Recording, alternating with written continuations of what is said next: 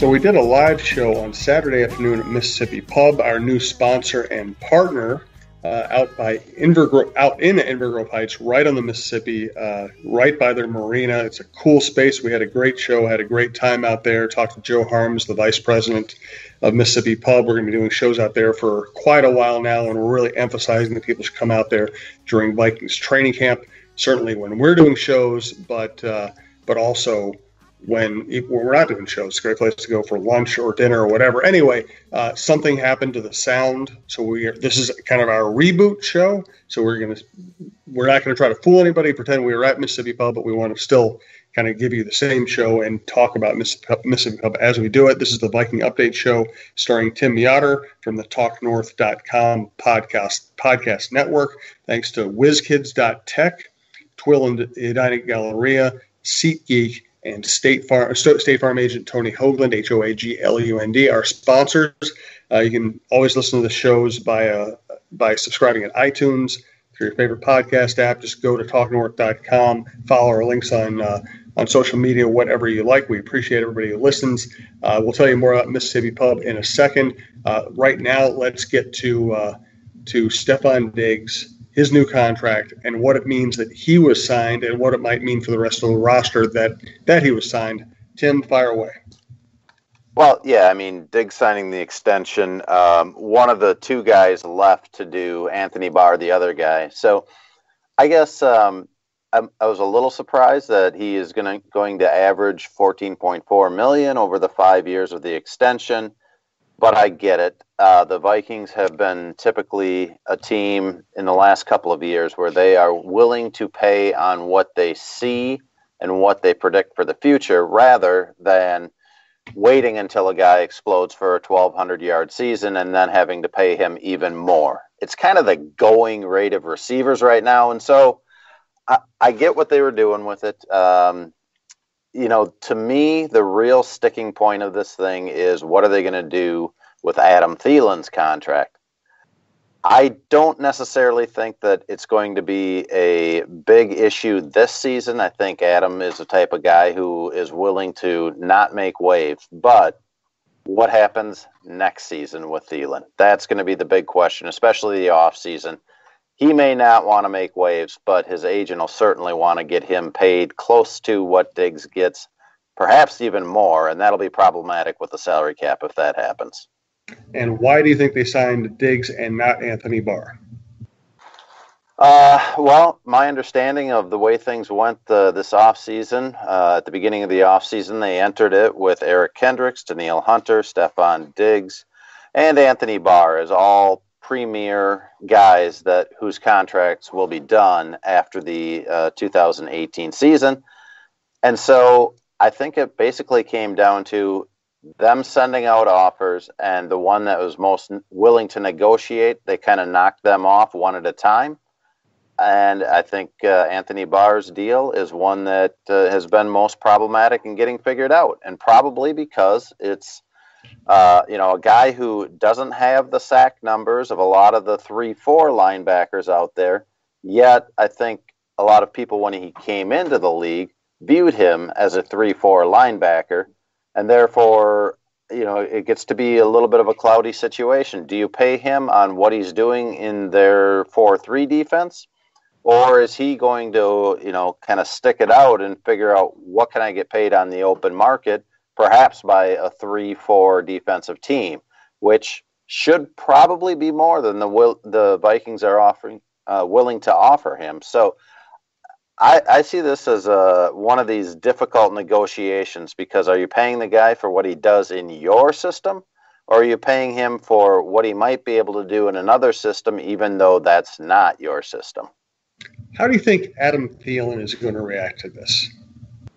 I think he's going to be the team player that he kind of has been all along. And look, the issue is the Vikings got ahead of Thielen's contract, much like they did with Everson Griffin before he was ever a starter. They saw his potential and they paid him on it. And, now that he has become a 1,200-yard receiver, it seems like they're underpaying him or he's outperforming his contract. So which way do you want to look at it? Like, he signed the contract, and if he hadn't been as good as he has been, you would view it as, okay, it was a fair deal for both sides.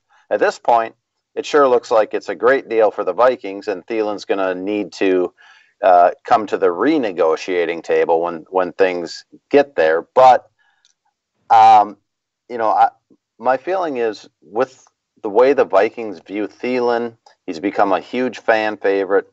I think they'll start talking to him real soon.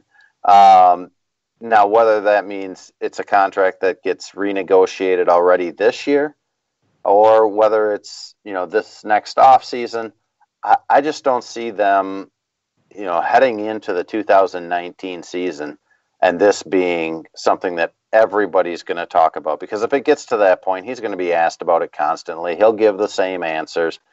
And then it comes down to, is he willing to actually hold out? And I don't think he certainly doesn't want to do that, but his agent may want him to do that as a power play. So if I had to guess, I would say the Vikings get out ahead of it. Right now, they've got about $9.8 million under the salary cap. And so if they wanted to work out a deal yet this season sometime, they could push some of the additional money into the 2018 salary cap to give them a little bit more relief in future years. I want to get to Mike Zimmer's bizarre press conference. We do want to tell you when our next shows at Mississippi Pub are. Again, we'd like you to come out and see the shows, hang out with us. We'll give some stuff away. We'll chat. But, go out there at any time. Go out for lunch, dinner, drinks, go between practices, after practices. It's like 10 minutes away from Viking training camp. So it's Inver Grove Heights. Sounds like it's a different town, but it's just an easy drive out by the river. It's a very pretty setting. Next show will be 2:30 on Sunday, August 12th at Mississippi Pub. And then the next show after that will be 1 o'clock on Friday, August 17th at Mississippi Pub. And Mississippi Pub is at 4455 66th Street East. Just go to MississippiPub.com, look them up. For me, just punch in Mississippi Pub on your GPS, takes you right there. If you get near and you don't see it, the speed is behind a grove of trees. So it's kind of hidden the first time you go there, but it's very, very easy to get to and not very far away. Great setting. Tim loves the fried pickles. I've had the hamburgers out there, very good. Great patio. They have music Wednesday, Thursday, and Sunday nights. We're going to be doing shows periodically out there. They have, a great happy hour. They have lunch specials. Check them out and come out and visit us. Joe Harms is the vice president out there. He's been our contact, and they've been a blast to work with. So check out MississippiPub.com for everything that they offer. So what was up with Zimmer throwing a press conference to refute a report nobody could find? Pretty entertaining, wasn't it? I thought it was. So he moved up a press conference initially scheduled to go after the afternoon practice on Friday. And he said it was, he wanted to address an erroneous report, according to him, that the Vikings were looking to trade Anthony Barr. I don't know where that report came from. I don't think anybody has any idea what exactly happened there and why Zimmer thought there was a report out there that the Vikings were looking to trade Barr. As best as we've been able to tell, it may have possibly been a sports radio speculation environment where this came up and somebody said they saw something on a message board. But, frankly, if a fan posting on a message board and saying either the Vikings, should trade Anthony Barr or he's heard they're trying to, you got to have more credible sources than that before you get worked up. As a head coach in the NFL, there are going to be a lot of things that come up in the course of a season, and some of them are just worth ignoring. And that's where I think, you can fault Zimmer a little bit. If you look at, I just don't think it was worth bringing up, especially since nobody knew what he was really talking about when he said it. So I don't get it. If it was a strategy on his part to get out in the public and let everybody know how much Anthony Barr meant to him and that they still want to try to work out a contract extension with him. Okay, I get that, but I certainly wouldn't have been bringing up, as he said, an erroneous report when we really couldn't find any report out there that said anything like that. Yeah, like I said, if he was just reacting, as you said, if he was reacting at gut level to what he thought was an erroneous report and wasn't really a mainstream media report, then that's silly. If he used it as a way to get a message to Anthony Barr, hey, you're my guy, then, who knows? That might be a good thing. Yeah, I have to believe that a lot of it just was a little bit oversensitive on something that he had heard.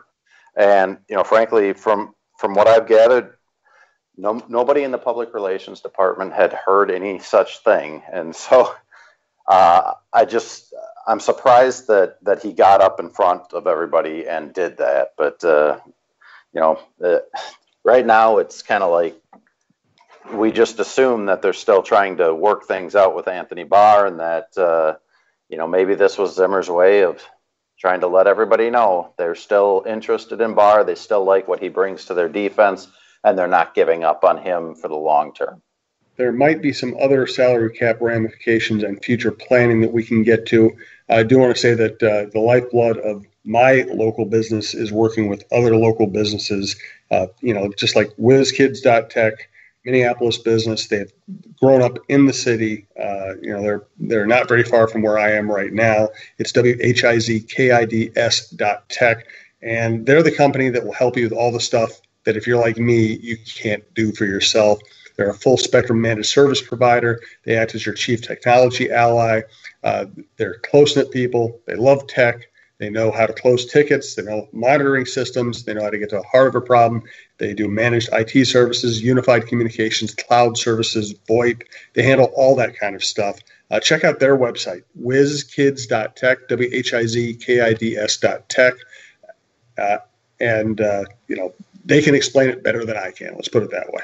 Hello, Minnesota sports fans. This is Michael Thanner, founder and CEO of Whizkids. Whizkids is a Minneapolis-based managed IT, hosted VoIP, and cloud services provider. Businesses today require fast response times, skilled support staff, clear communication, and technology recommendations that align with their business goals. At Whizkids, we do this each and every day with our clients. When you call into our help desk for support or work with one of our higher-level engineers on a complex issue, you'll find our staff personable and ready to roll up their sleeves to help you solve your technology problems. Reach out to Whizkids today to find out how we can help your business meet your technology goals. Visit us online at Whizkids.tech. That's Whizkids.tech. Whizkids, make it happen. So what are the other salary cap ramifications and options? Well, the big two left. I mean, essentially it was Diggs and Barr. But if you look at it for what's going to happen in the offseason, if there are no more big signings, we talked about Thielen a little bit. But in my mind, there are two guys whose contracts are due to expire after the 2018 season. And the Vikings are probably going to have to choose one or the other. Barr is going to be a difficult one to get done. If it's not him, do they look at Sheldon Richardson? Because what Barr brings to the defense is sort of this chess piece at the second level of the defense, similar to what Harrison Smith gives Mike Zimmer in the third level of the defense, where you can have him blitzing, you can have him coming on the pass rush, you can work him in coverage, strong against the run as well. All those things are true of Barr and of Harrison Smith. But if it's not Barr, Sheldon Richardson, if he turns out to be what they think he can be, and he's already been a Pro Bowl type player to this point, but I think they feel like with them working with him on techniques that they want him to incorporate, as well as having a lot of really good defensive linemen alongside of him to help take pressure off of him, that three technique position that he plays, the Vikings drafted Sharif Floyd to be sort of what they want at that position, and he never quite got to that level because he got hurt before he could be fully developed.